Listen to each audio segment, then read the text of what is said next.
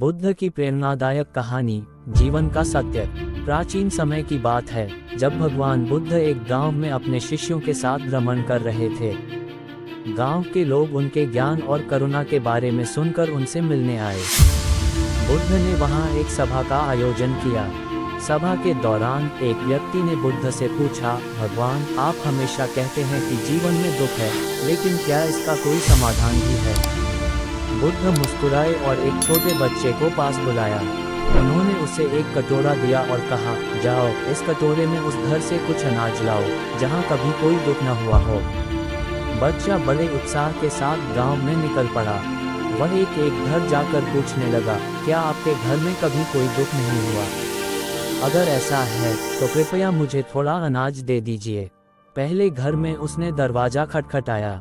घर की महिला ने दुखी स्वर में कहा, हमारे घर में कई साल पहले मेरे पति की मृत्यु हो गई थी। दुख तो हर किसी के जीवन का हिस्सा है। दूसरे घर में गया तो वहां के लोग बोले, हमारा बच्चा बहुत बीमार है। यहाँ भी दुख का साया है। बच्चा पूरे गांव में गया, लेकिन ऐसा कोई घर नहीं मिला जहां कभी कोई दुख न हुआ हो। थककर और निराश होकर वह बुद्ध के पास वापस आया। उसने कहा, भगवान, मैं ऐसा कोई घर नहीं ढूंढ सका जहां दुख न हुआ हो। बुद्ध ने प्यार से बच्चे के सिर पर हाथ रखा और सभा की ओर देखते हुए बोले, देखो, यही जीवन का सत्य है।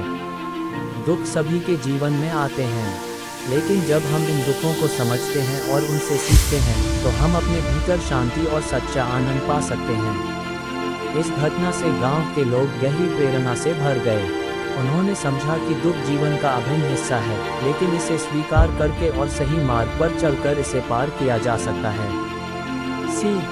जीवन में दुखों से भागने के बजाय उन्हें स्वीकार करें और उनसे कुछ सीखने का प्रयास करें। यही आत्मज्ञान का पहला कदम है।